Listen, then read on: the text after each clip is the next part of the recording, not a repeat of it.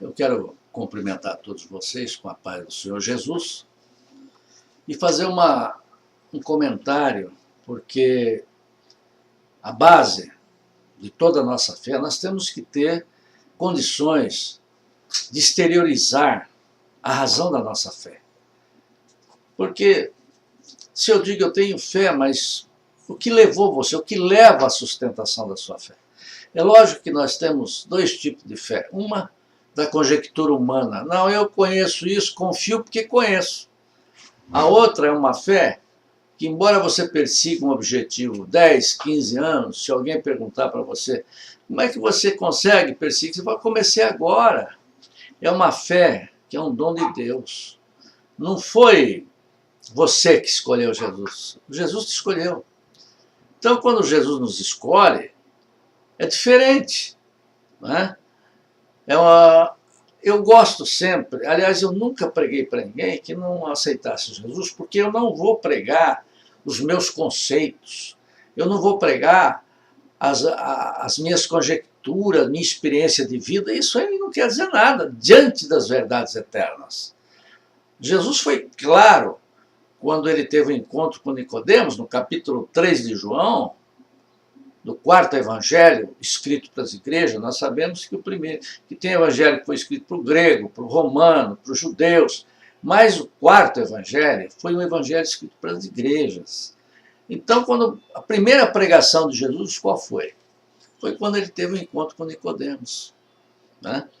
Ele recebeu um elogio, coisa que ele não gostava de receber, porque quando Nicodemos encontrou com Jesus no capítulo 3 à noite, que ele foi ter com Jesus, ele disse, olha, nós reconhecemos. Ele não disse eu reconheço, ele estava ali em nome de muitas pessoas. Eu reconheço, nós reconhecemos que Deus é contigo, senão não poderia fazer tais sinais. Jesus mudou de assunto na hora. Jesus podia te dizer, oh, muito obrigado, vejo que você realmente tem sensibilidade da parte de Deus para saber que eu tenho uma comunhão com meu Pai. Mas Jesus não fez nada disso. Jesus falou, olha, o que você precisa é nascer de novo. Você precisa nascer de novo. Você precisa... Aí Nicodemos falou, pô, mas eu sendo velho, posso voltar no ventre materno? Nicodemos estava entendendo a vida material, que fosse um nascimento físico, um nascimento material. E Jesus já estava partindo para um outro nascimento. Há uma gama de kardecista, o Evangelho de Kardec diz que é uma reencarnação. Essa área foi quando nascer de novo, significa que ele precisava reencarnar novamente para que ele pudesse tá saindo tudo aqui na gravação, essa conversa, não é por acaso que está saindo na gravação, né? Nós estamos aqui gravando isso para que você entenda de uma maneira convicta o que Jesus quis dizer. Jesus falou, olha, você não está entendendo, Nicodemo, mas aquele que não nascer da água e do Espírito não pode entrar no reino do céu. Aí vem o hábito das religiosidades dizer que nascer da água é quando você batiza. 99,9% das pessoas que eu tenho encontrado, inclusive pastores, ministros, né? E que falam que não, você nasce da água. Mas acontece que no capítulo 6 de Romanos não diz nada disso, é onde explica o batismo mais enfático ali. Não tem nada nascer da água. Nascer da água você vai nascer uma vez só. Jesus foi categórico em deixar explícito essa parte. O que é nascido da carne é carne, o que é nascido do Espírito é Espírito. Então, não existe esse negócio de reencarnação, vou nascer de novo. Isso não existe. Agora, o que você precisa saber é que nascer da água é quando você foi gerado pela carne. Todos nós somos gerados dentro de uma bolsa de água. É por isso que nós temos o cordão umbilical, para respirarmos com o oxigênio do sangue que vem do pulmão materno. Porque nós não temos capacidade de respirar dentro do líquido amniótico, que é uma bolsa de água. O primeiro sinal que uma criança vai nascer é o rompimento da bolsa de água. Então nós somos gerados da água, nós nascemos da água. Isso lá em João, se você ler nas cartas das epístolas, diz que Jesus veio por água e sangue. Não há quem nasceu no mundo que não nasceu gerado dentro d'água e também não pode nascer se não tiver sangue.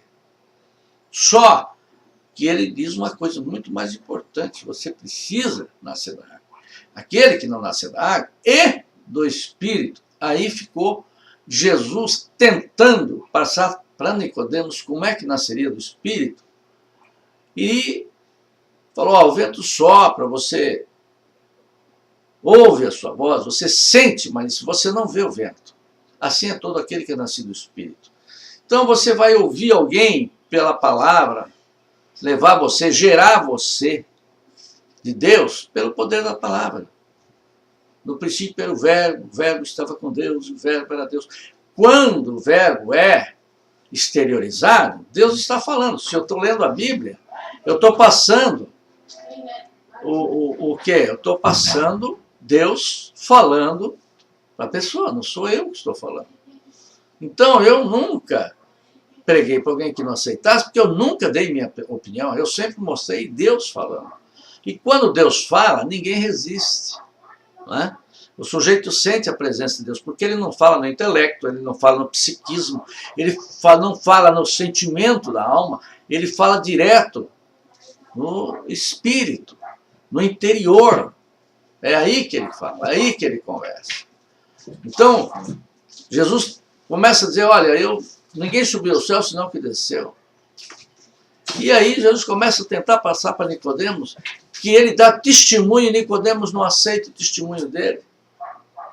Jesus começa a fustigar Nicodemos para que Nicodemos creia em Jesus. Porque ninguém nasce do Espírito se primeiro não receber Jesus. Capítulo 1, versículo 11, sucessivo do Evangelho de João, diz que ele veio para que eram os seus, e os seus não o receberam. Mas a todos quanto receberam, aos que crêem no seu nome. Primeiro recebe Jesus, é impulsionado pelo Espírito de Deus. Aí, deu-lhe o poder de se tornar filho de Deus, os quais não nasceram da carne, do instinto do homem, nem de uma programação do homem, nem do sangue, mas nasceu de Deus. Ora, se Deus é Espírito, e o indivíduo nasceu, se tornou filho de Deus, deu-lhe o poder de se tornar filho de Deus, é porque ele nasceu de Deus. Nesse momento, ele foi concebido. E aí a palavra começa a gerar Cristo dentro da pessoa. Paulo chegou ao extremo de dizer: sinto as dores de parto até que Cristo seja gerado em vós. Começa o processo de restauração. Começa um processo de conhecimento.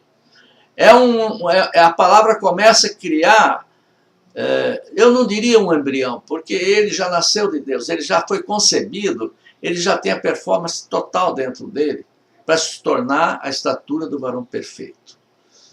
Aí, quando ele nasce de Deus e começa a ser alimentado pelo conhecimento de Deus, ele começa a tomar a personalidade de Jesus.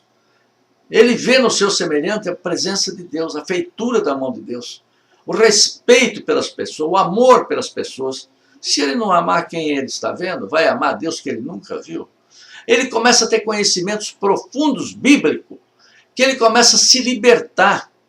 Nesse momento, em Colossenses, capítulo de número 1, versículo 13, diz que ele nos tirou do poder das trevas e nos colocou no reino do seu Filho amado, em Cristo Jesus, em quem temos a remissão do pecado, a saber, nós temos toda a remissão, nós não somos mais tidos como pecadores, nós somos comprados, nós somos adquiridos, foi quitado quitado totalmente a nossa dívida.